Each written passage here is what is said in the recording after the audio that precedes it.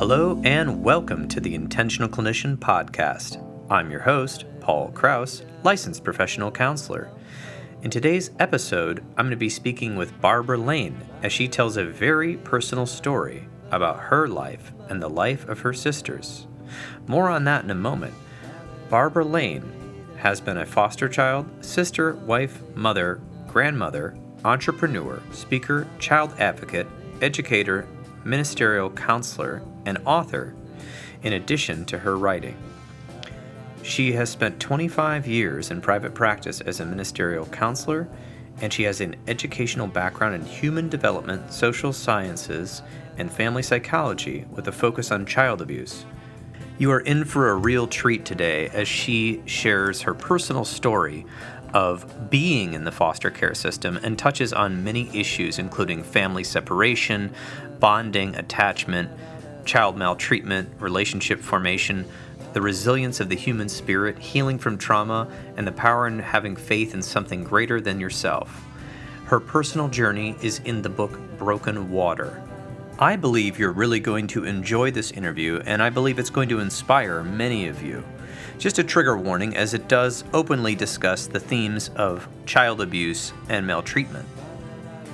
All right, let's get to the interview.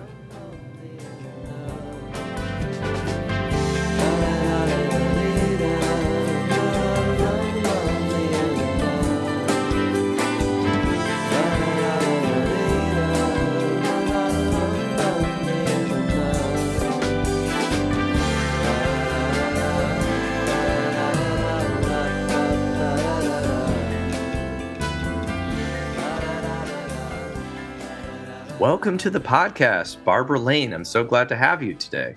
Oh, thank you. I'm thrilled to be here. Just thrilled. Thank you for inviting me. Yes, absolutely. And we are going to be talking all about your book, Broken Water, which is a true story of your life and the life of your sisters, and how this is what it says right in the title of the book. 11 sisters abandoned and abused reunite after 43 years and share their stories. And I have to say, it's a page turner. I read the first half or so within a few days, and it is really moving. And I think what the new term everyone's using is authentic. You're not sort of posturing in any way that I could make out. It's this very true story. So it makes it a little bit raw for some readers, but I think people are really going to get a lot out of it because they say the truth sets you free. And I can see you're a truth teller. And even so, the sisters sort of knighted you or whatever, designated you as the truth teller to write the book. So there you go. You have a gift for that. I'll get back at them someday. Yeah. So to talk about it, I've read your bio and everything. So you've been doing a lot of work in the healing professions with your master's in family psychology and your ministerial counseling ordination. But could you tell us just a little bit about your story, kind of some of the backstory, so the listeners can kind of understand who haven't read the book yet? Sure. I like to start when I was 3 because I don't know a whole heck of a lot before then, except for the little things that then eventually the sisters told me. But when I was 3, I was the 9th of 10 girls to be born in the Lane family. We were very poor. We lived in the projects in the city of St. Louis. For some reasons, my mother kicked our father out. They weren't getting along. There was infidelity, things like that. And probably about 6 to 8 months into that, she decided in the December month in, 1954, going back a ways, that she was going to turn off the heat, turn off the water, and take the youngest baby, who was 7 months old at the time, my little sister Pam, with her and abandon the rest of us that still lived in the apartment and just take off with a new boyfriend. So that's what she did. And even though that was many years ago, I just think it's important for readers to know it happens regularly today. So once she left, um, we had one older sister that was left there too. She sold a skate to buy bologna so that we could have something to eat. 3 days into that, our neighbor kind of figured out something was wrong in there and called um, my eldest sister, Ruth, who was already married and out of the home. Now, back then, women didn't drive. There was no texting during the day. Hmm. You'd have maybe a scheduled phone call every so often. So she had no idea what was going on. When the neighbor called, she just fell apart. She just couldn't believe our mother would do that. She called the neighborhood priest, who called Catholic Charities, who came and swept us up. We ended up in an Italian orphanage, St. Dominic's in University City in St. Louis. And I will tell you, Paul, my older sisters were terribly traumatized. You can imagine how they felt. They loved our mother. They'd already lost our father. And then, for a mother to just leave us like that. But I wasn't traumatized. And this is the important point of this book, Broken Water. My older sisters were with me, so I could care where we were as long as I was with them. They took care of me, they pampered me, they protected me in the orphanage because several of them had traumatic experiences, sexual abuse with the priest that was visiting, things like that. I had none of that. I didn't even know we were in any kind of danger or had experienced any kind of sadness because my sisters had always babied me, loved me, and cared for me. My trauma, Paul, was when I watched them leave the orphanage. Mm. One by one, they carried little suitcases, they got in cars, and I wasn't with them. I wasn't going with them. I didn't understand foster care. I didn't understand they might be back, they might not be back. And eventually, myself and a sister 18 months older than I were placed in foster care in the same way. Now, my sister Kay, who I grew up with, and I were placed in the home of a mafia grunt. So he did everything in his power to isolate us so that he could abuse us in numerous ways. Isolation is one of the most powerful things abusers use to continue abusing their victims. So anyway, he cut us off from our sisters, et cetera, et cetera. And we grew up in that home. But I have to tell you, um, at the age of 3.5, when we were placed in that home, I never forgot my sisters. I never forgot that love they gave me and that caring they gave me. And I kept that with me my entire life. At 3.5, I knew their names in birth order. I remembered them. So Broken Water goes on to explain my life and my sister Kay's growing up in foster care and my search, my journey to solve the mystery of my past and to relocate my other sisters. And it took 43 years. So that's the summary of the book in a nutshell. Yes, absolutely. And I appreciate your openness and all of your, Mhm. talking about this because I do think there's quite a few people out there that either have family members or themselves that have been in foster care or have had an experience where Mhm. a parent or both parents were not able to care for them. And in your case, it was, like I'm glad that you are pointing this out, but you're right. I was reading and you just felt this love from your sisters, and they were obviously older and could kind of tell what was going on, and they really shielded you and your little sister to try to protect you. Yes. And I think that's really important for childhood development. But you're right, when they left, I mean, that's like the worst thing. And then reading the book and seeing how some of them would call the house and they wouldn't tell the truth about you being Right. there, or maybe you were too busy or something like that. I don't remember exactly if they lied completely or if they just kind of put them off the trail. But I think that's horrible. And then, of course, obviously the abuse of that foster man or whatever you want to call him. Whatever you I got some choice words, but I don't think Right. I'll use them. Yeah. And then, of course, his wife trying to sort of be a mother, but in like a very um, authoritarian kind of manner. Was that the She right was what word? I would call parasitic. Okay. She we were like tokens to Mm, her for for, always being the cleanest, always being the well-dressed. Although we were never allowed to go anywhere except with her, we were Mm. pretty confined to the home. Again, isolation being one of the tools that abusers use quite often. Right, and using that image to kind of show that the family. I think you had like there Yeah, was a photographer that came over and right. tried to show off this family is such an ideal family in the neighborhood or something like that as We well. were we were, featured in this what was the St. Louis Post-Dispatch back then as the ideal foster family, so that they could promote, foster care. Oh my And, of goodness. course, by that point in time, we were so, fearful of anything, we never said a word. If they said smile, we smiled or Mm, whatever. yeah, So there was unbelievable, but that's the truth. yeah, that is, and and I appreciate you speaking openly in the book. You detail, a lot of that and how it was Mhm. occurring and the cycle that was going on in the house and how you were trying to shield your sister from it and all of these other Right. things.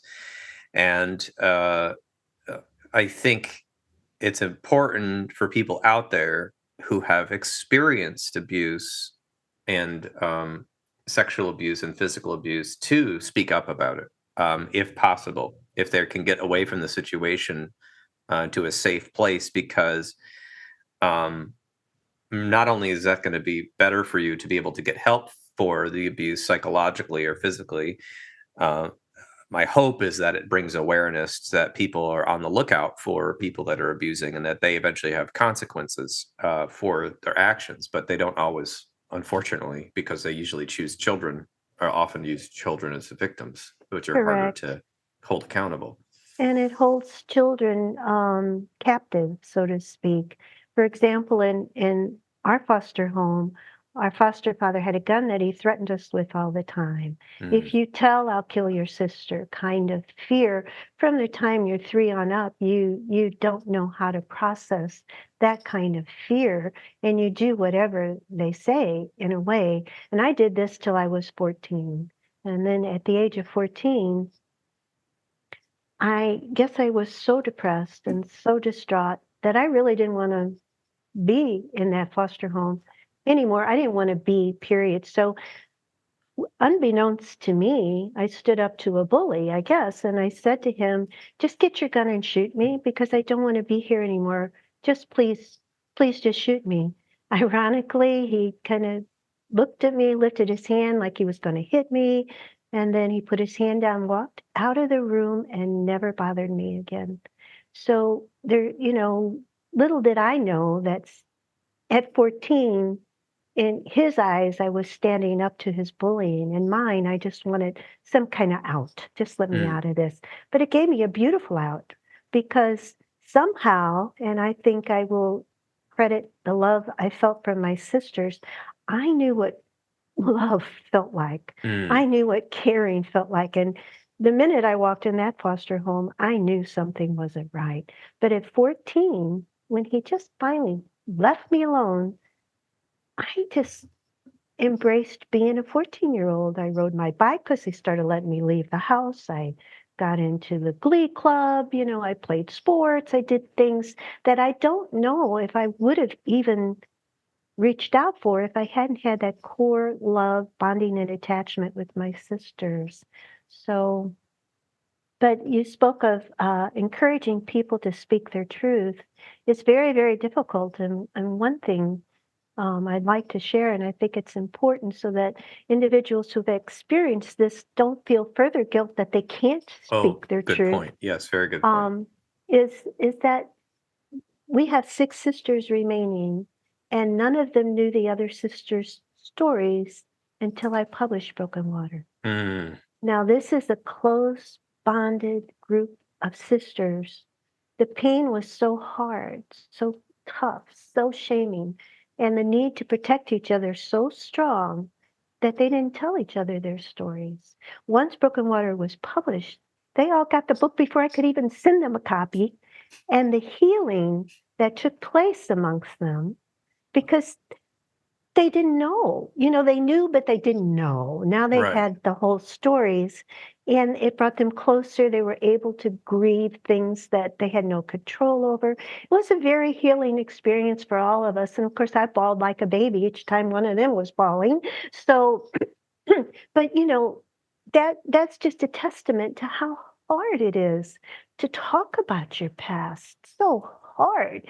And I just believe I was incredibly fortunate to have two amazing healers enter my life, my therapist and my mentor, that I was able to, I call it loving through faith, not in the traditional sense of faith, but in a faith that the individual you're working with has everything inside them to heal. Mm. And if you hang on to that faith and you reflect it back to them, they kind of can get a sense of comfort in their own ability to stand up and speak their truth.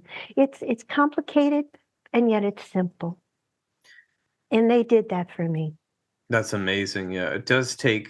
Like I remember your first counselor that you walked out of their office Mhm. had told you that you had to go stand up to your abuser and yell at them or something like that, Yeah, or tell them you yeah. never want to see them again or something. And, Mhm. and and he broke the rules of you don't tell clients what to do, first of all, Right, right. and he just met you, so there's Yes. no like rapport established or anything like No, that. no. Um, And and I so was no way ready to stand up to that kind of evil. He was talking to the little girl in me that was just still fearful. I needed to work through all that. absolutely, and I think with that you it unfortunately took you out of therapy for a little while and Yes, it and did. not getting some help, and that's a Right. message to therapists. We Yeah. have to be patient with our clients, and I my sense is, and I could be I don't know what his deal was, but part of me thinks he was so angry at this person that his personal feelings got projected onto you, called countertransference, and he wanted you to Possible. go tell Yeah. them and cut them out, and Yeah, you weren't right. ready for that. You were just trying to No. heal, not you weren't trying to Right. go, that It was was the way the he would handle it, maybe not the way it you was would handle it. right. It was the very first time I ever had those words, allowed them to come out of my throat and voice. That was the Mm. very first time I ever put words on what happened. And he just said, "You know what? You just need to go tell him, get out of your life and you'll be fine," or something along those. Oh my There goodness. was just no, I just, no way. Hmm. And that is possibly also, there's also another cultural factor, is that a lot of therapists back, I think at that time, I'm not Yeah. sure what year that was, but the trauma informed care was not No. a paradigm that people understood. And so some therapists were amazing at working with trauma, but I don't know if they knew what they were doing other than their intuition and their kind of maybe client centered techniques, and their, helping you just own your identity, and the things, classic things therapists been doing for since the 50s or whenever it was started. But healers have been Mhm. doing it for so much longer. Indigenous healers and faith, Correct. people in the and different systems, obviously before there was officially a therapist, but but then there was other therapists in the time that if it didn't work with their technique, they just kind of didn't know what to do. And Right. that is another message to therapists, because we have a lot of therapists listening to this podcast. If you don't know what to do, either get consultation or transfer the person to somebody that can help them, because that's That's right. important. Because if this therapist had been patient, even going, shoot, I don't know what to do, I'm really mad at this abuser and I really want to help her, you might have progressed earlier. But that's okay, it's not what happened, but I'm just pointing it out for the That's therapy okay. crowd out there. And it was all in correct timing. If I look back on it, it was all perfect. I wouldn't have found the people in my life that I found that That's were true. became more than just my therapist or just my counselor. They became more to me than that. Almost, we became cohorts, and eventually, after years of therapy, we worked together and traveled together and did some amazing things cross country. So that probably would have never happened. So I That's don't know very. if I'd have pursued the education I did or the career I did.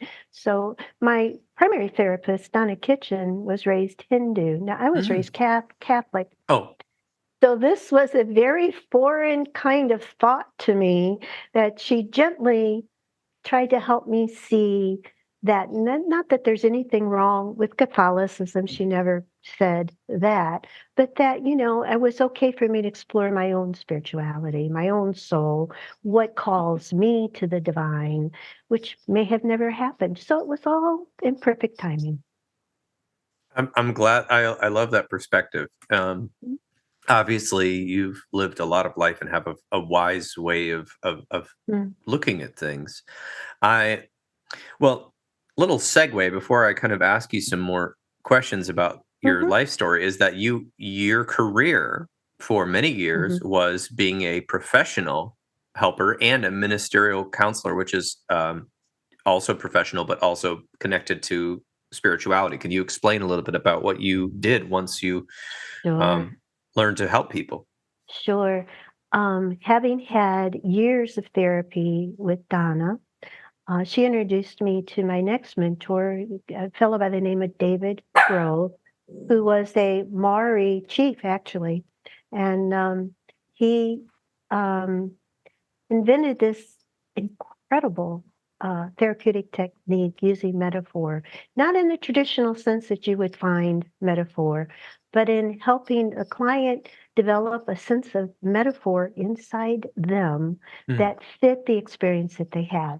And he did this with a technology called clean language, asking very clean questions that do not lead the client, but mm, offers a window of opportunity for the client to kind of like go into their own story, or it's not hypnosis, but into their own kind of realm of understanding as a child would understand that trauma, and then draw it out with little if any influence from you, just very basic, like 6 clean questions you would ask.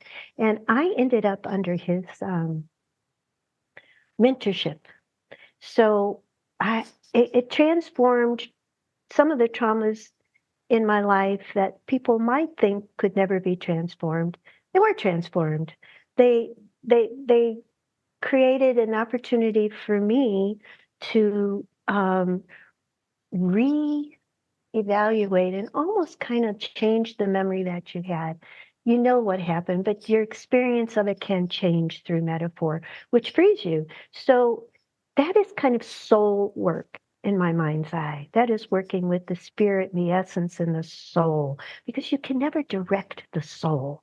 You let mm, the soul direct, right? So I knew I wanted to do that. I knew what it did for me, what my therapist Donna's um, faith in me did, and encouragement to get an education, because before that, I couldn't read. I could not read. I'd look at the words on a page and they just bounce all over. I struggled through school. I had teachers would refer to me with the R word, which I won't even oh goodness, I say. did not realize that. Yeah, so, but through therapy with her, all of a sudden one day, the words on the page settled down. No Mm, medicine now, this was therapy. And I could read. Well, I was like a kid in a candy store. I couldn't get out of the bookstore. I couldn't get out of the library. I couldn't read enough. What is the world I was learning? And that kind of transformation in my thirst for knowledge after that led me to go to school, led me to get my graduate degree, and then led me to do my ordination. And I am still a student, mm. constantly and forever. Um, so, all of that, when I look back, Paul, I just gotta say, in a strange way, it's all been a gift. I don't think I'd be where I was, where I am. So Yeah, it's it's never, I'm not saying trauma's okay. I'm not saying right. there's not evil. I'm not saying that I need to forgive this, that, we could get into what forgiveness means and doesn't mean, but I can say that I probably wouldn't be who I am if I hadn't had all of that experience. Yes, and yeah, and the way you went through that and you Hmm. learned, and Hmm. that shows. I think I think this is a lesson for people, but also for therapists. But I'll just say with people, Hmm. having patience with people that have troubles. I Yes. think in the world of education, that's an easy example. Mhm. I think schools have gotten better at making individualized education plans and getting extra help and that sort of thing, especially in the last 15 years. But Yeah, um, everyone has potential to learn. It's just that that's we right. have to find out how they learn. And there's not a one size fits all for learning, as we know.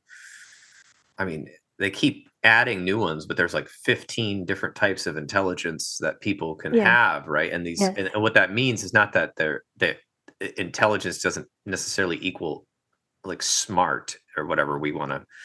The language is lacking. What it means is that, they have an ability, an inborn ability that if drawn out can really be something, right? It's Exactly. music, tactile, spatial, Yeah. um, language, writing, math, Yes. physics. I mean, we could just keep going. People have talents in some directions, and in other places, maybe they struggle. It's a little bit more difficult. It doesn't come as naturally, right? And so I think it's a tough place to be in, but it's important to find out where people's strengths are. But secondly, having faith in your clients that they can find Mm, what they need, and obviously providing them with adequate coping skills and resources and books and opportunities and whatever you have to. We don't want to be naive and think, level of care, right? If somebody's really in a bad place, we don't just have faith, we put them in the hospital, right? We make sure right. they're safe. Absolutely. But what you're talking about is an outpatient counseling place where you were really struggling and she believed you could get better. She also believed you could achieve in ways that you hadn't been able to in the past. And then it happened That's right. because I'm assuming you had your own resilience, but she also was kind of feeding you Yes. this hope, right? Yes. And that has to do with rapport, but it also has to do with the therapist. I think I've said this before in different ways with the people I supervise, and is that you can know all the techniques in the world and even have a good conversation with a client. But if you don't innately believe somewhere in your body and your mind that they can overcome something in their life or achieve one of their goals or all of their goals, to an extent, Mhm. um, I think eventually they're going to feel that. and, and, and, Yeah. and they're not going to, they may not be able to name it, but they can feel that, and it'll affect your work and then it'll affect the patient. So I think we have to believe in it and trust that sometimes, well, most of the times therapists don't have the answers. We're a guide to help that person find out what the answer is for them. That's right. That's right. And that can happen in therapy, and that can not happen in therapy. True. It can Um, happen elsewhere. Yeah. it can happen elsewhere, and I also think that developmentally, you're hindered in some cases. Fear is a tremendous hindrance to learning. And even though I was in my 30s, my therapist, Donna, I wasn't afraid of her. Over time, I began to trust her. Over time, I felt she listened to my soul. That's the only Mm, way I know how to explain it. My soul is very wise, but I couldn't hear my soul, but she did. She heard it, and she would reflect it back to me. And I mean, I just started reading, and I wrote a book. So, it's true. something has worked. Something has worked, and it's a Mhm. real, very well written book. I mean, it just flows. It just Thank flows like you. a conversation. That's what it felt like to me. It's like you're just telling the story, and it's visually. I'm a Mm. visual person, Mhm. and some books I read, I can't picture it, right? And I just don't really finish them usually. But Yeah. in your book, I could immediately picture the scenes in my mind. And of Good. course, you had a few pictures in there, but that wasn't how I was picturing it. My brain just Mhm. picked. That means the writing to me is very evocative, in a good Good. way. Thank So you. I hope so. yeah, I think so. I think people are going to enjoy it. I was going to ask you Mhm. about, because eventually you got reunited with all your sisters. That's the Yes. positive part. Yeah. That happened, and there's been a lot, and that was years ago, but there's been a lot of conversations and meetings and relationship building to make up, I guess not make up for lost time. I hate to say that, but like you really intentionally have relationships with all the sisters that are around and were around Hmm. because I don't know, because you love each other and you want to be there. I don't know. Tell me more about that. So when we were first reunited, it was like we'd never been apart. Hmm. It was when we were first reunited, I literally threw myself into my sister's arms. There were two waiting in the driveway of the house of a niece I didn't know I had. And I recognized them, believe it or not, who they must have been. And I jumped out of the car before it stopped. I literally threw myself in their arms. I recognized their smell. I recognized their voice, their touch, the felt, emotions of Hmm. that. And we all experienced that. We all were like we'd never been apart. And it was, we would regress to a very much younger age when we get together. We still do. We're silly. We laugh. We play games. We just have recaptured is the word I'd like to use. We've recaptured our youth and have uh, re-experienced the years that we missed. We've filled them. We just keep filling them, So it's been just a beautiful thing. That is wonderful. That it has this story arc where you actually, after so many years, because you were how Hmm. old when you finally met them again? I was, let's see, 46. Oh my goodness. Yes. Oh my goodness. And it was. I was reading that chapter. It was just like beautiful, just to see, just to read that, and I Mm. saw some of the photos.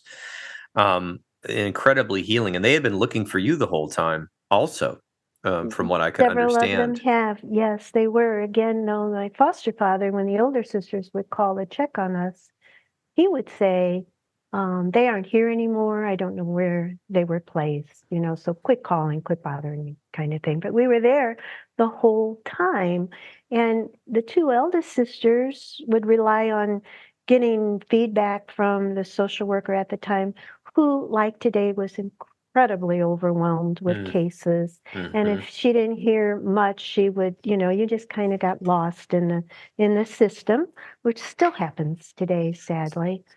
Oh, it's definitely unfortunately happening. I worked as a therapist with Mhm. children in the foster care system for years Mm, in Phoenix, and mm, they would have almost a new caseworker every 4 months, right. because the caseworkers really, most of them that I met were just really wanting to help, but they had such a high caseload. Yeah. And in some ways, the work could be dangerous because you're dealing with folks that are angry that their children may be in foster care or other situations where maybe the foster some unfortunately there are situations like yours where the foster parents are exactly not on the level, right? Right. And then there's some dangerous things there, and just that you have to, you can't just I feel like you can't just put children's lives on an Excel calendar. I feel like you have to I spend the know. time. And so the foster, so the CPS workers, sorry, whatever they're called, foster care system workers that I worked with, the good ones, looked like they had aged about 10 years. They were Of course. so, working 60 hours a week or more just to do the basics. And then the other ones felt, like that I met some that were trying to keep to their hours to have boundaries for their family, and then they felt guilty. So Right. it's like obviously the system is overrun and still overrun to the point where we could use probably a double the staff that are in any given state, my estimate. And I'm just kind of speaking in hyperbole because I don't really have the statistics on that, but that was my anecdotal experience Yes. of working on that. Yes. It still is. I spent years working as a child advocate. Hmm. I would say that's probably one of the most successful interventions a child can have is to have a child advocate watching over their case, because as an pointed arm of the court, you're the Hmm. right arm of the judge, and you're not restricted as social workers are. You don't have to make an appointment to just run in and stop in at any time, day or night, to see what's going on with that family. The first case I got, let me preface this with my mother ended up having a total of 13 children, two Mm. of which we don't know what Oh, yeah. happened or where they are. But the first case I got, the mother had 13 children. So it, this can't be coincidental. I mean, I'm working with a mother who had 13 kids, was abandoning them all, getting them taken away, the whole story all over again. So I had to be very careful about my own transferences in this case and try to help the mother and follow her and find the best placements for the kids. But as a child advocate, you go to court for that child. You are that child's voice, and it's powerful. So it's something if individuals want to really help, it's something to consider volunteering for. It's powerful. Yeah, it's amazing. I actually worked with a few. We in Arizona they call them court-appointed special advocates or CASAs, Right. and I don't know what CASA. Yeah, I don't know if they that's what I was. is that universal. Okay, so they were phenomenal people. I worked Hmm. with, and they would show up at every meeting, every treatment planning meeting with the Hmm. child, court. They'd have extensive notes. They would visit the homes, and they really did a great job with some of Good. these kids. So I was very impressed by them, and I would call them all the time, Yeah, actually, to yeah, get because because they I had a know. release of information, and I would Yeah, call them all the time to find out yeah, details, and they actually helped right. coordinate some of the therapy appointments.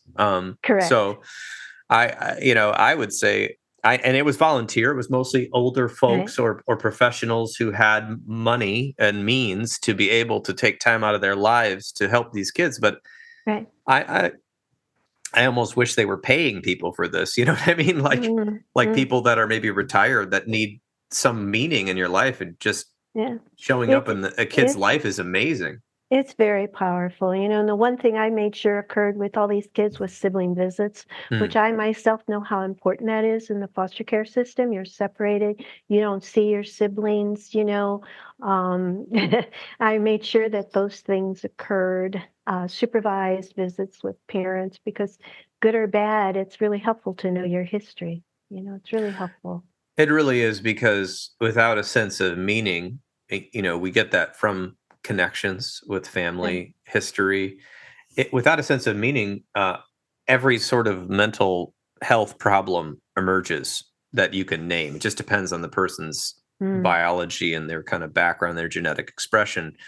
But we have not only loss of meaning, but almost every foster kid you've ever met is extremely stressed out.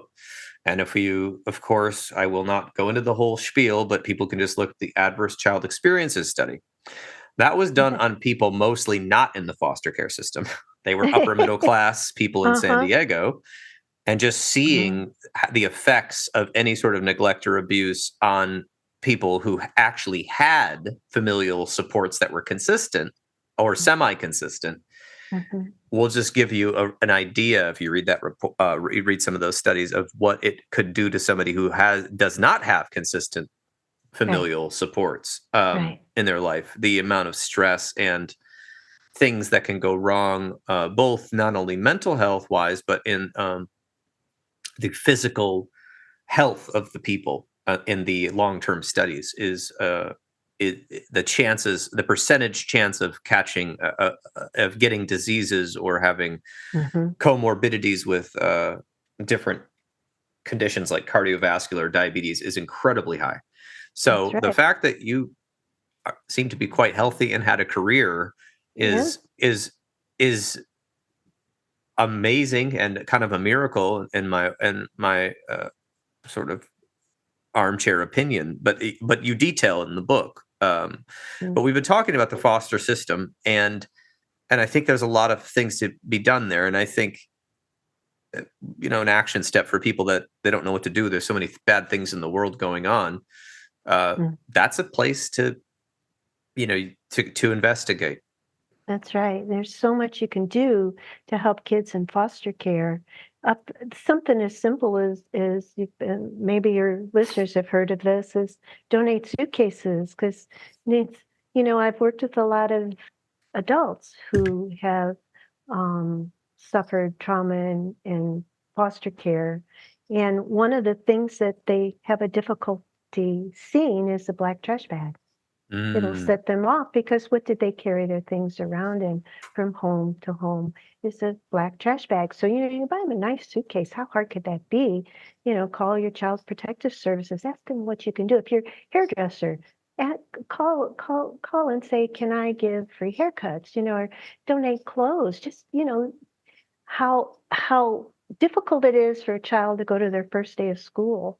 They want to look their best, they want their hair to look nice, or whatever they want that to be. And, they kids in foster care have first day of school over and over and Mm. over.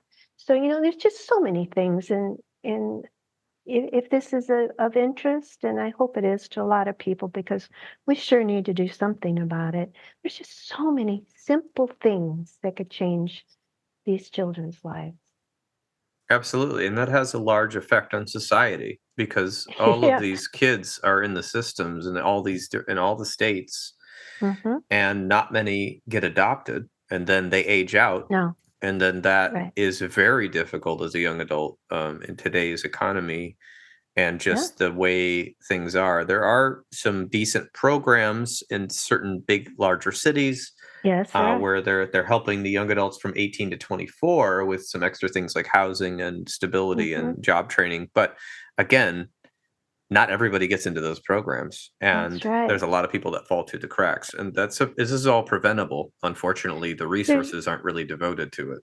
No, there aren't. And I've been faced with the question with individuals, well, why should I care? Those aren't my kids, and there's Mm. nothing you can do to change this cycle. And I would say, just look at the cost to society.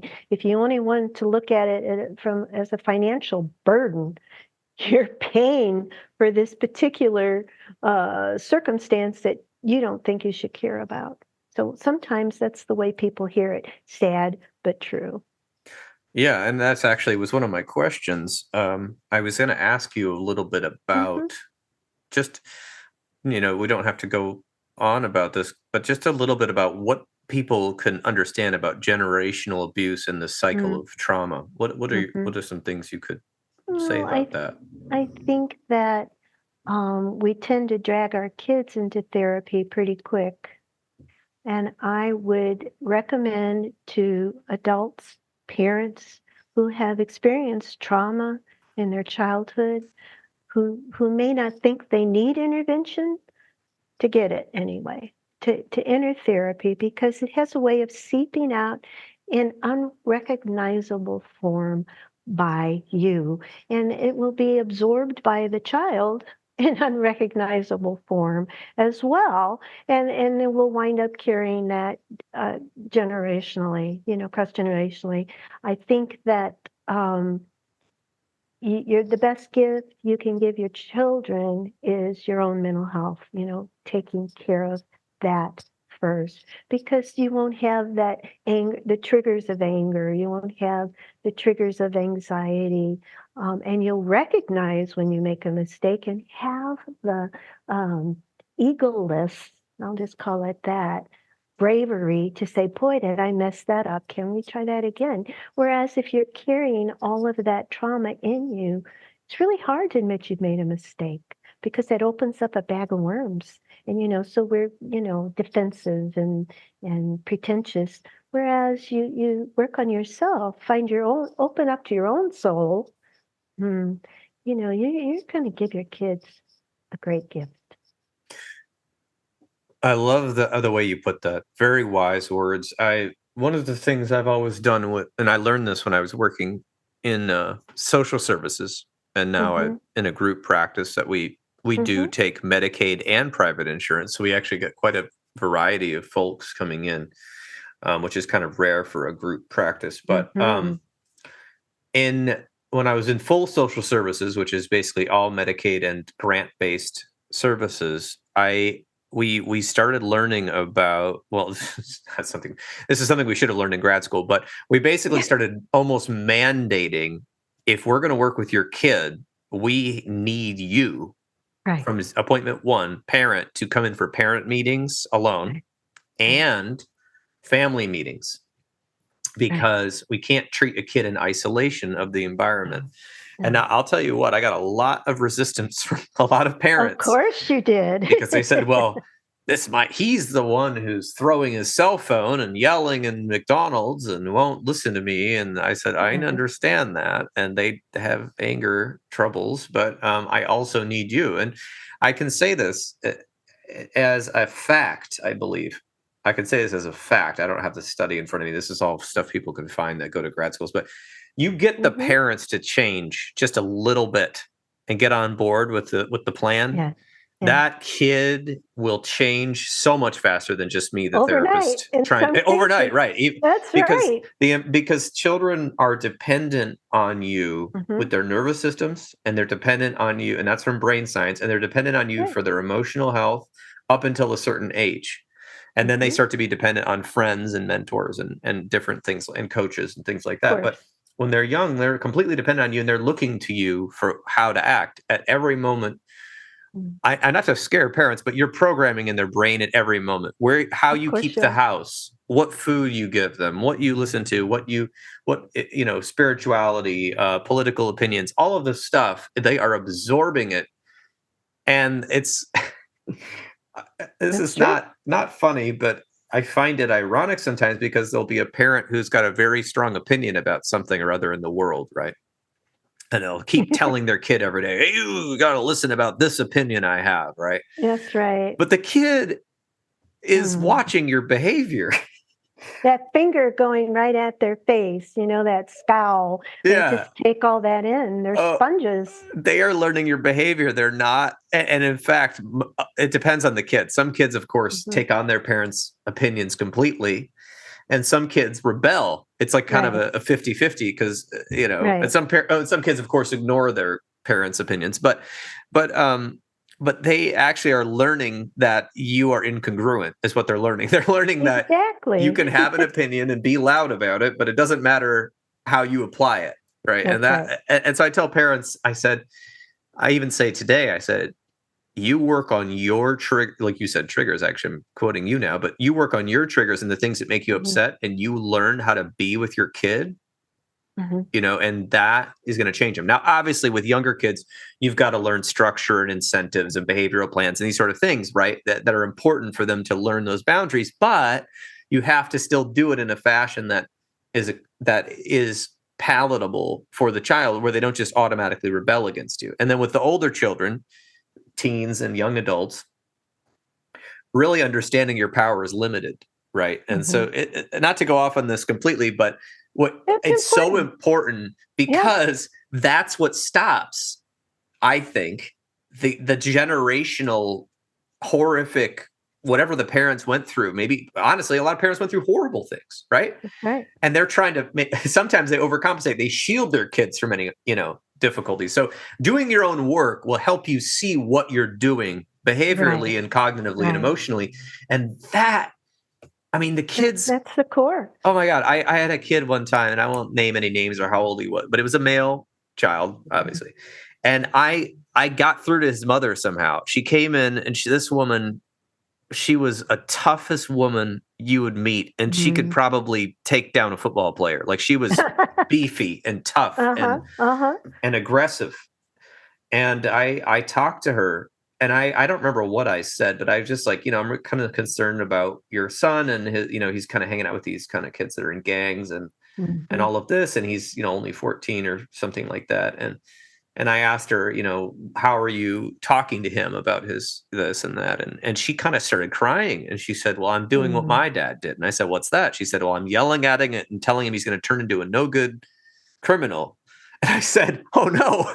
So here we go. So then I simply worked with her on changing her language, which was telling him, I know you're better than that. And you are a gifted, smart boy, and you've got a lot of skills. And she started saying this, and I remember them coming in for another session, and then I had them do some activity where they had to look at each other because they're always bickering. And they cried and hugged in my office so much that I felt almost uncomfortable. I had to sit back because I cried too. I was trying not to cry because I don't know. It's just as a minister, my childhood, right? Well, as a therapist, I was trying to stay a little bit more neutral, but of course, they cried, and I remember I remember the end of the situation is that he actually got off. He was on probation for juveniles, and he actually got off probation and got. And I remember the last I heard, he was doing really well and was going to go to community college. That's And so beautiful. I thank you, Congratulations. but I credit the mom. Like I credit Yes. because he was So, going nowhere for my first 10 sessions. I couldn't get anywhere with this kid. no. So, But when I work with parents, I will often say to them, I want you to see me delight in you. mm, I want you to see me delight in you so you can learn how to delight in your child. And they would get that. They would get that, because who's delighted in their life? mhm. Who's shared that joy of their actual just being there and just being present? So modeling that became easier for them when I did as my therapist did with me. I'm just so delighted you're here. But you have to really mean it. You have to Yes. see that light in them. You have to see it. It's like it's an older book, The Road Less Traveled. Maybe you've heard of Mm. it. Yeah, I Jim have. Scott Peck, who said, Yeah. if you can't love your client in his definition of love, you can't help them. Mm. So, you have to see it. You have to see that light in them. Everybody has it. It's just Sure. hidden, right? So reflecting that back to them, then they were able to say, okay, I see what that feels like in me. That's why my child is so angry. Mm. I'm not delighting in him or her. I don't Oh, it's see so that light. incredible. Isn't that beautiful?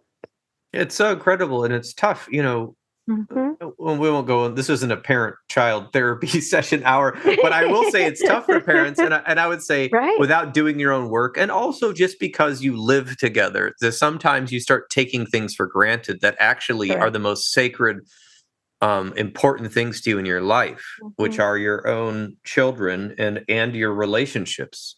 Right. And we can sort of lose sight of that, which requires work. All of this requires some help, and that's why therapists exist and ministerial counselors and people to kind of help Mm-hmm. us with that, and of course books and Books. journaling and things like that can Yes. all help. Yes. Um, so I'm glad we were able to touch on that. I wanted to ask you, so after the beginning of the book, when you get reunited, and it's just Mm-hmm. basically out of nowhere that you get Mm-hmm. found by your Yes. sister, which was just a Yes. beautiful chapter because Mm. you had a feeling, and I want to get to that feeling, the premonition. I want to ask you about that, but you had a premonition, then it actually came true, which was incredible. Mhm. Mhm. But I wanted to, before we get to that, I really wanted to ask you about, then you went and you visited or called your sisters who were open to it and kind of told their story. Yes. Um, could you talk about maybe just how that was for you, or maybe an interesting Mm. Yes. experience? I mean, it was all interesting, but Mm. So after we were reunited for, I don't know, 7, 8 years, um, my sister Laverne, who I called Bernie, evidently when I was little I couldn't pronounce her name, and Bernie stuck with her whole life. hmm, Um, she's the one that I felt the most, recognized the most, and come to learn she took care of me the most when I was a hmm, baby. You can imagine with all those girls, everybody's taking care. You take care of that one, I'll take care of this one kind of mm-hmm, thing. So anyway, we were all together, and she said, Barbie, they call me Barbie Sue. Barbie, somebody needs to write a book. Would you write a book for us? And I said, well, why me? And she said, because I know you can do it. hmm, So I love her so much. I couldn't say no. And then they're all on board. Yeah, Barbie, you got to get our stories and write our lives down, and it'll help other women who've experienced this, and even young men who've gone through this. Will you do it? I said, sure. I thought to myself at the time, how difficult could it be? Oh my gosh, 15 years later, I had gathered all their stories. And this was because, and I should have known this going into it because this is what I was dealing with, stories are slow to be uncovered. Stories are slow to share. It's a testament to how much they trusted me, that they told me their stories. I feel so humbled and honored that they did. But it was still like, I'd go visit one sister and I'd get their story, and then they'd call me a week later, "Well, Barbie, I didn't tell you everything. Can you come back?" So it was like a back forth. Did a lot of traveling in those 15 years. I had one sister, my youngest sister, and maybe I'll speak about gathering her story, um, because without giving too much away, she was the youngest to be born of the 13. The two that Mm, are missing are in between 11. The number 11 and 12 are still missing. mm, So number 13 is really the 11th daughter that we refer to. But she wasn't going to tell me her story at all until all the other sisters told theirs. And it was because I came to realize at the end of the book, she's the last story I gathered. So I'm not going to tell you too much about her story, but my experience of it was she was the youngest. She was born to our mother, stayed with our mother till she was 4 or 5 when she was taken away. mm, And then Bernie, the sister I was talking to you about, adopted her. But she knew a lot about our mother because she had lived with her. mm, And she didn't want to hurt me. So she was going to let all the other sisters do that first. Not really, but tell their stories first. Let me discover what kind of a mother I really had mm, before she would be the one to say, "This was the kind of mother I had, and you did too." So mm, she was the last story to gather. There was with many of the sisters' stories, to generalize it a little bit, there was a spiritual element involved in every story they told, where I felt as a minister the presence of uh, spirit, divinity, and their whole persona would change. Their face would light up. They would glow. They would become warm in the middle of a winter in Detroit. So yeah, there was a lot of spiritual healing taking form in gathering all their stories. It's hard for me in some ways to hear what they all experienced. It, number one, made me remember my own experiences, and yet broke my heart that I wasn't there. mm, I'm just born a caretaker, I'm assuming, and lived a life to fill that role. I wanted to take care of them, mm. but it was a very healing experience for each one and for me. Yeah, that is very powerful that you were able to. I mean, I think you have so many experiences. I think you said you're naturally born this way, kind of as a I caretaker, think so. but a listener, being able to really listen Hmm. requires space more than it requires questions. And Right. for instance, on a podcast interview, you keep filling the space because we're trying to make sure people keep listening. But if you're interviewing somebody about their life story, I imagine sometimes you just sit there and you don't talk about the story, right? You just kind of wait for it. You can't. It's like a kid when you ask them how's school, they give you sort of a Okay. memorized answer, versus if you just hang out with the kid and you kind of, Right. play games or whatever, they'll start telling you all sorts of things, right, that you didn't Correct. ask. Correct. But it takes a gifted person to really sit with an adult, I think, and wait for, especially, Mm, all of the sisters faced some level of abandonment and abuse in some way, or, correct. or something really bad, traumatic happening to them. So I can't imagine that is not easy to talk about. But I think it's amazing that they all wanted you to write the story and were Yes. open to it. It's like they knew they needed to, because you had told me Yes. that like a lot of them hadn't even told each other. Not until the book was published. Right. And I'm assuming the ones that have passed on didn't know the other sister stories Oh my goodness. either. And I wanted to get this book out there. which is one of the big decisions I made to self-publish so I could move it along, Mm-hmm. because my eldest sister's 89, Mm. and I felt like she deserved to know the truth.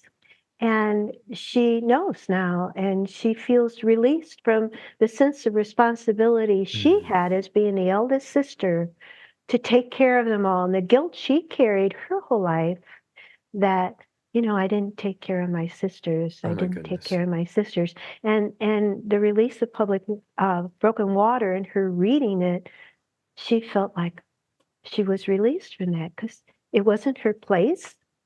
There was nothing she could have done with all of us little girls. She asked to keep some of us, and the Mm. system back then said, "Your house is too small, so you can't have your sisters." I mean, you know, so it again, timing all of its own, but in perfect timing. Everything has Yes. just been in perfect timing. Yes. I mean, there's a lot, like you have a spirit of gratefulness, and I can see that, Mm. and I'm so glad that you were able to reunite with all of them, except it sounds like two are still missing, Hmm. unfortunately. Well, Um, if I could adjust that for a minute, yeah. um, there are two that were adopted as infants. So I've been asked, Mm. yes, because my mother moved from boyfriend to boyfriend, and she had two more with another boyfriend before the 13th was born. Mm. They were taken from her and put up for adoption. Oh, She's immediately. lost, yeah. So she Oh. just kept losing babies. So um, they might not even know they're adopted. Oh, They that's a might good not point. know anything about this. And then I did DNA testing. They never showed up. My thinking is if they knew about it and they wanted to find us, they would. It'd Right. be easy to find us. Broken Water is getting a lot of media coverage. They would have maybe recognized it. So who would we be to seek them out? I could hire a detective. I guess I could do more testing and say your whole life was a lie to you. Now that you're 60 years old, you need to know the truth. I don't think would be Ah, fair. that makes sense. Yeah, because you're right. Some people, well, a lot of people have been adopted and They don't actually are know. not told until That's right. their adoptive parent is dying. I heard about a story recently where this Yeah. occurred, and Hmm. they had no idea their whole life that they were adopted. And I mean, Right. the shock, it's almost like it's maybe better not to know, right? I mean, the It shock could of be. that, I don't know. I we Depends on all the agree. person. We all agree that since we don't know, our best bet is to, as you were saying earlier, listen. Mm, There's stories out there, and we'll listen for something that might occur. And if it doesn't, then as much as we want them in our lives, it's kind of maybe not about what we want. yeah, very wise. Yes. Mm. Um, well, if people couldn't tell already, you're very connected to your spiritual life. Mhm. And I wanted to give you an opportunity to kind of talk about, we were talking about the understanding the power of premonitions and why you should listen to them. Mhm. And also your faith, having faith in the impact of healing that you've gone Mhm. through. Anything you want to address with that? Mm. Premonitions are nothing more than your soul speaking to you. Your soul, there's lots of theories out there that, you lose your soul. I don't agree with that. I think you forget you have it. Mm. You lose a sense of connection with it, but it's always there. And your intuition is your surest connection to your soul's purpose, your soul's gifts. And the soul, as a minister, I believe totally your soul is your spark of divinity. That Mm. is your piece of God within you, God, whatever word you want to use for your understanding of that phenomenon. So it talks to you if you quiet yourself and listen. It's kind of like the old Quaker school that believed if you just were quiet and be still and know I am God kind of thing, that you would get your answers. So if you can do that, And it's encouraged by someone who loves you through that faith, that you have that. You have that connection. You can solve your own problems. You can find your own solution. And I will be here to support you. Um, you will get lots of premonitions. Like, Mm-hmm. oh, maybe don't take the highway today, take the side road. You pay attention to later find out, oh, gee, there was a big backup on the highway and I missed the whole thing because I listened to my intuition. Intuition, like when the sisters found me, I knew they were going to find me 3 days before they found me because it was like somebody hit me over the head with a frying pan and said, you wanted to find your sisters. Why didn't you just ask? Well, I never asked. I was busy trying to do this all myself. Yeah, well, of course, Mm-hmm. by the age of 43, I still had not accomplished it. So, whoever that is for you, or whatever that is for you that you can connect with, that you can ask, believing in that only occurs by way of direct experience of it. No one can tell you, in my opinion. I'm a minister, but I cannot tell you how to achieve that. That's something you find for yourself. I can only assure you that you have it, and that you will find it. That's all I can do, which is a big thing, and allow it to happen.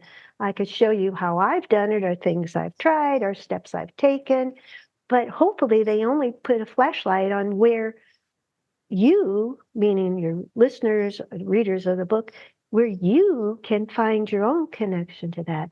And it's strong. And, it's in everything, in my belief. You can look at a tree or spend some time underneath it with the breeze, and you'll get a knowingness in you, premonitions about things. It's very, very powerful. Yes, and I do think, we talk premonitions are even more strong, but like you also compared it to intuition. And Yeah. in psychology, we always are talking about if you take some time by yourself and you're Hmm. listening to whatever intuitions or you're calling. I'm not as familiar with premonitions, but the intuition where it's like Hmm. a message that kind of comes up from within you or Right. seems to Right. come out of space, right? Or something. Yeah. And people say, I've heard many people say, and I've said this myself, I heard that and then I didn't listen to it. Right. My ego or my plan Your was to ego. do this Yeah. or that, right? Yeah. And then I Yeah. did that and it turned out horribly and the premonition Yeah. or the intuition had said to me, don't do that. Right. Yeah. And so it's So the interesting. soul is egoless. Mm, So listening to it means putting your ego down to hear a truth of grace or a truth of premonition, as you say. Premonition sometimes to people means, it's only going to tell you, don't do this because it can harm you, or mm, it's a negative thing. But I believe premonitions are also into the future, like this is going to happen to you if you do, if you believe, if you think this way. But that's the messages and the ifs are all personal to the individual. yes, absolutely. Yeah. And like I like how you being a minister are very open to what people's interpretation of God or spirit Hmm. or what those are, and I feel Hmm. like that is an invitation for people to embark on a spiritual life versus a command, which I think is Mm. appealing in today's environment. It certainly is. It certainly is. That's why earlier I said, looking back, I'm so glad I took the course I did. It Mm, fits me. It fits the clients who came my way. It's just worked because there's no expectation that you believe this, that, or anything. mhm. It's just that I believe in you kind of thing. Yes, and well, I want to leave this as a secret for the book, but you had a premonition in the. I want people to read this. I don't want to spoil it, but you literally have this premonition, which you write about in the book Hmm. in several pages, Hmm. and I was quite amazed at the outcome Yes. because you basically had documented this, like you Yes. had like you Yes. have people witnessing, going, "Yeah, this is. I have this feeling this is going to happen," Yes. and then the moment that you got the news, you said it before the person told you the news, Right. which in my mind is like, okay, like that had to have come from somewhere, that because what in the world of all the times in your life after you've been searching, and would news like well, you'll see what the news is. Obviously it's probably about her sisters, but you can understand that news, Yeah. like, you'll understand when you read the book. For the listener, I got to keep something secret here, that Mhm. this is not a normal experience you had of an everyday kind of thing. This was definitely like a spiritual experience that occurred. I think people refer to them as miracles, Yeah. whatever that definition is for them. I think miracles should be a normal phenomenon in Hmm. my life experience. It should be normal. We should expect them. And I think that that would open the door to their occurrence. I mean, we're getting way out there now, but that's my Yeah. belief. Well, no, this is about your story too. I mean, yes, Yeah. we're covering, we talked about foster care and trauma, and Mhm. the amazing power of story, and Mm. meaning that's so important in the bonding between, siblings, and Yeah. the hope that we can have siblings bonding with an adult that cares, or a parent if possible, is so pivotal to mental and physical health. But the spiritual side can't be ignored, and I like how you have framed it, a very open invitation. And I believe you said your first counselor was, you were Catholic at the time. I Yeah. don't know if you're still Catholic, or if that's like a No. brand. You're not Catholic. Yeah, You it's like, can't be an ordained minister in the Catholic Church as a woman. So, oh, okay, yes, yeah. understood, yes. Yeah. Yeah. So you're not no longer Catholic, but your first counselor was, you said, did she say Hindu? Is that what you said? Yeah, her father was Jewish, her mother was Catholic, and so they decided to raise their children in a very different, religion. Now we're talking, 60s, I guess, and raised her Wow. Hindu, Wow. which is all about the soul, right? Which was Yes. in all my years of Catholicism, I don't think I ever really heard the word soul. you know, so it was something I am not Hindu. I am what I would call more interfaith. I Yes. believe in, the unity of, if we really look at all the sacred scriptures, there's a unity in it that cannot be denied. It says the same thing if we look deep enough. So that's kind of a beautiful thing. Yes, I agree. I'm a much bigger fan of interfaith Hmm. practices than, well, but people will know that from listening to the podcast previous episodes. But but yes, I think that I can see that the way that you are. I'm saying this very, I don't know you that well, but just from my impressions from the book, is that your spirituality and the way you try to practice it involves actions in your life, and feelings, rather than maybe sort of certain beliefs that are sort of a Right, block of beliefs that you kind of carry right. around.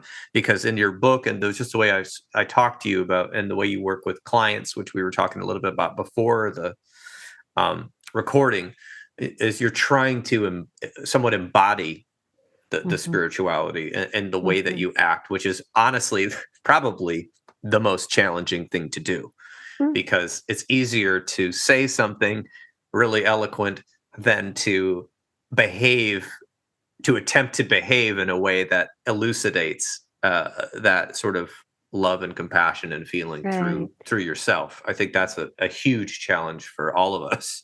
So I I think you're appreciate that. defining the difference between knowledge and wisdom. Okay. I think you're Oh, defining yes. that. So Yeah. knowledge is So just to information, and how would you define it?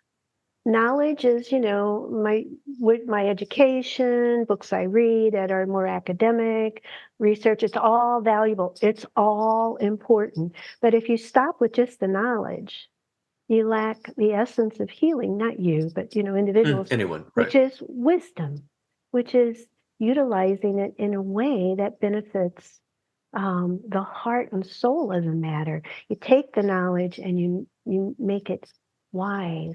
It's like the first psychiatrist I saw, who was using knowledge only, with his glasses down on his nose, looking down on me, saying, "This is what you have to do." I'm sure that's what his research had shown, or what a book had shown. It didn't have any wisdom in it at all. So he had knowledge. He was a psychiatrist. I mean, he had a lot of knowledge, but he had no wisdom. Mm. So that's the difference as I see it. Use your Yes. knowledge. You got to have it. You got to have the research. You got to have Yeah. the training. But, make it wise. And living the wisdom is sort of like applying the knowledge in a way that makes sense to the situation, and Right. and that involves basically an aligned perception with the situation or the person you're trying to help with, Right. and not just And your it's, own little right. theory. It's not about us. It's not Mhm. about us. It's about the other. It's egoless. Who Egoless. can be that? That's just my own way of referring to it. But who can be that 100% of the time, or even reach 100% of egolessness, if that's a word. It is But a word, yeah. that's the goal. Actually, is to keep the ego somewhere else. Tamed, yeah. Tamed Yeah. or in check, right? At least in our Right. knowledge, so it doesn't take over. Yeah, that's Right. the ego gets us in a lot of trouble. Uh, Yes. pretty often. So I wanted to kind of ask you, we're kind of getting towards the end here of the interview, Mhm. but there's so much in the book that it can't really be summarized. But I guess I would just maybe ask you to speak to the folks out there who have been through some sort of abandonment or abuse. What is maybe some wise words or advice you could give Mhm. them, Mhm. um, if they're maybe just, I'm going to the ones who haven't received healing yet, the ones who are Right. out there who haven't really felt like they have healed somewhat from this. Can you kind of Well, talk to them? sure. In my opinion, the hardest step to healing any kind of childhood like this is acceptance. Now, Mm. in most therapeutic processes, you'll find acceptance comes at the end. Mm. Now, I just released a little workbook, 9 steps to heal, what your inner child knows, which is your soul, Hmm. 9 steps to rescue your abused child. I'm not pitching it, I'm just saying it begins with the first step, acceptance. You can accept that your childhood was horrible without having to go into the details, without having to relive the trauma. Just accept it. Tell yourself, I accept the reality of my childhood, period. Do that first instead of at the end, because you're already ahead of the game if you've accepted it. People, maybe some individuals won't even know what it is they're accepting. They don't even know what happened, but at some level, they know something happened. So accept that. And then let's build some kind of I'm also a very logical person. Let's build some kind of framework now for you to use to heal without having to look at all the detail. Uh, if you have to look at it, fine, but make sure you have a therapist you really trust that you can feel very comfortable with, and keep searching until you find that therapist that you can trust. But it's a process. But if you accept it first, it's going to make it easier to talk about it because you already accepted it. That is true. Yeah, the denial factor is very Right. difficult because, especially with post traumatic stress, people are afraid Right. to acknowledge, or it's like a fear built into Right. to avoid. It's like a natural mechanism to Of protect course. yourself, and so to Of course. actually get yourself to accept it, and then Then and work on then it. you can heal, then you can change. And Right. that actually Yep. reminded me of a quote Mm. by good old Carl Rogers from the Yes. Good 60s. old Carl Rogers. the Yes. the The curious 60s. paradox. What's that? The 60s. Yes, the 60s. I was not here. The I was. curious, yeah, you were. The curious paradox is that when I accept myself just as I am, then I can change. And that's actually Right. what you're saying, is that Right. he it's hard to change anything about yourself. And there's a lot more to that. That Hmm. he wrote a whole book about this, right? But Hmm. Right. Right. but if you accept the reality of the situation, it's hard to do that alone.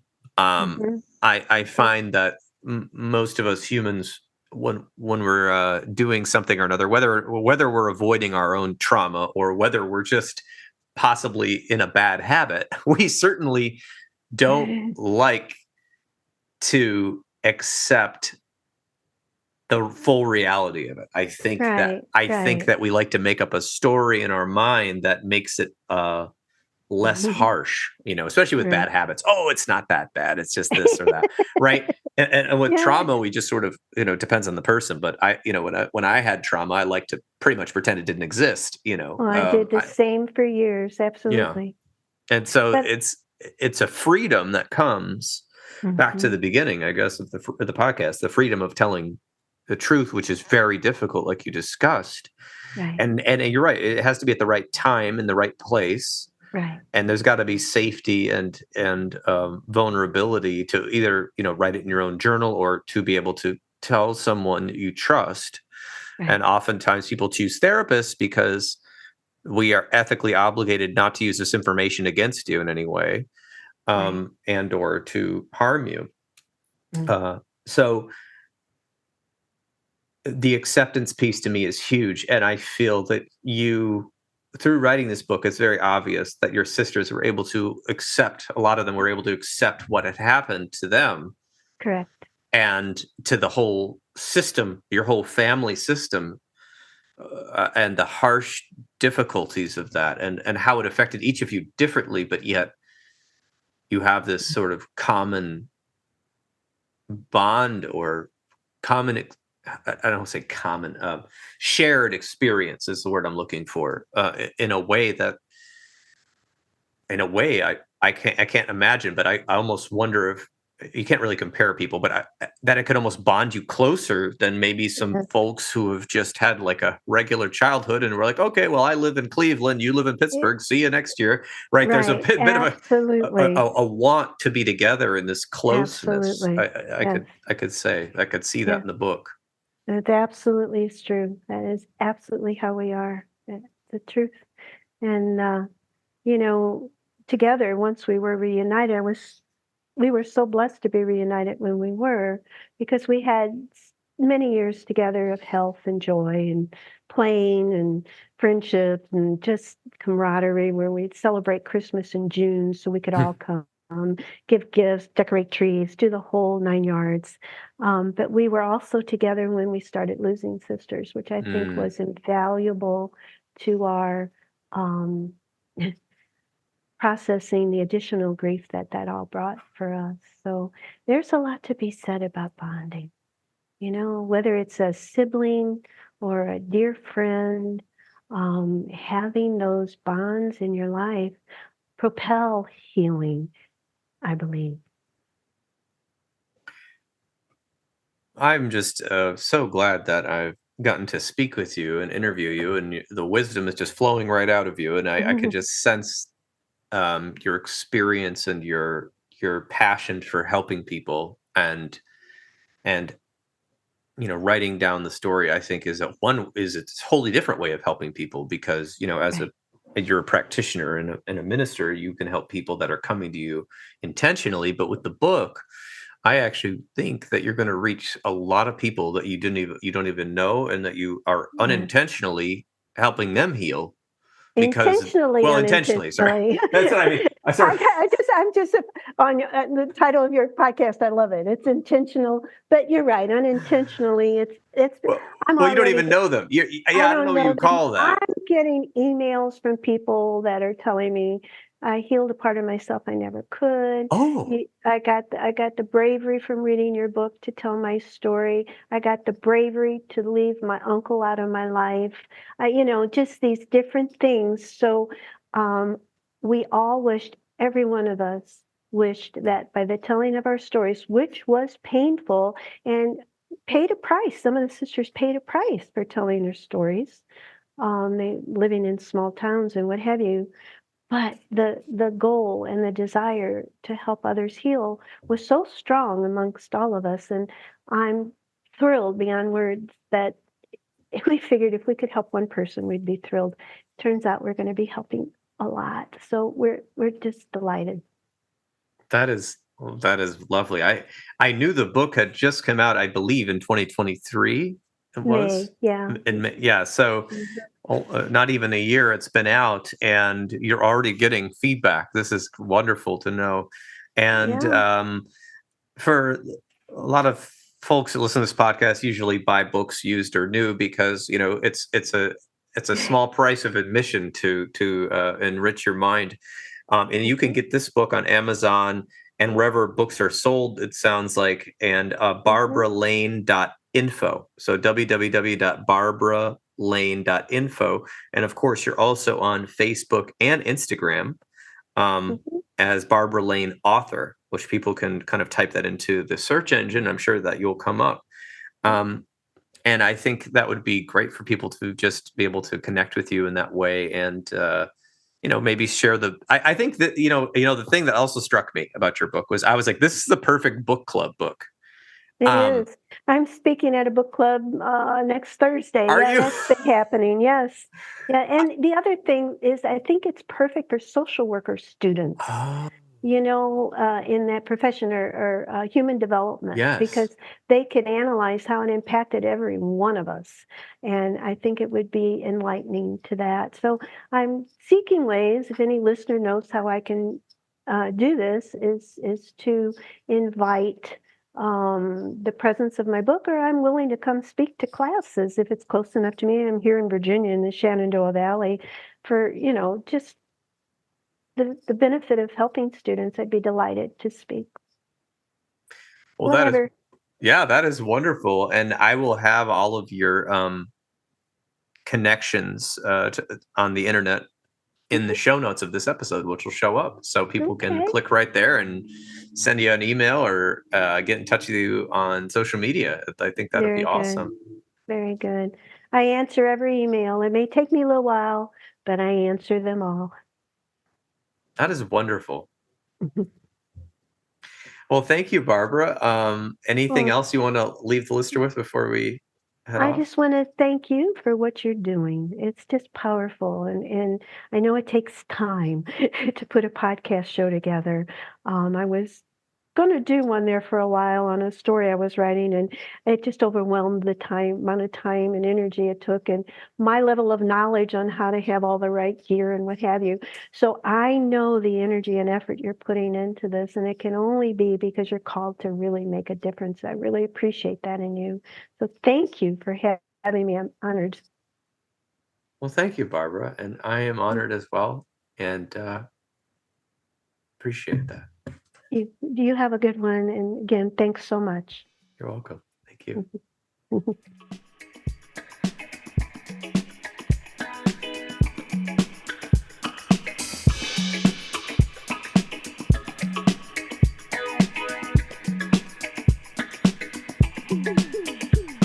That's like if we had more time, we could live forever. Just you and I, we could be together. That's life. If we had more time, we could live forever. Just you and I, we could be together. That's life. We can play like children play. We can say like children say. Just you and I. And there you have it. This has been another episode of the Intentional Clinician podcast. If you're enjoying the show, please share it with people you know. I would surely appreciate it. Or take just a minute to give us a rating on iTunes. As most of you know, I am passionate about preventing future violence in the United States. My colleagues and I have started a nonprofit called the National Violence Prevention Hotline, a 501c3 organization. We are endeavoring to gain funding and collaborators so that we can start a 24/7 hotline and chat line to reach potential perpetrators before they act violently. It is a bold effort to save lives and curb violence by working to connect with potential offenders while they are in the planning stages of violence, help to de-escalate them, and provide resources so that they can get appropriate professional help. The National Violence Prevention Hotline is looking to open up a conversation about violence in society, the causes, and the solutions. You can learn more by visiting our website, www.violencepreventionhotline.org. Join us online by signing our petition on the website, sharing the website with your network of people, donating to the cause if you like, and you can now even write your congressperson from our website with a simple form. I've said it before and I'll say it again. If you are a therapist looking for ethical and excellent medical billing services, check out therapistbillingservicesllc.com. That's www.therapistbillingservicesllc.com. Billing services created by therapists for therapists.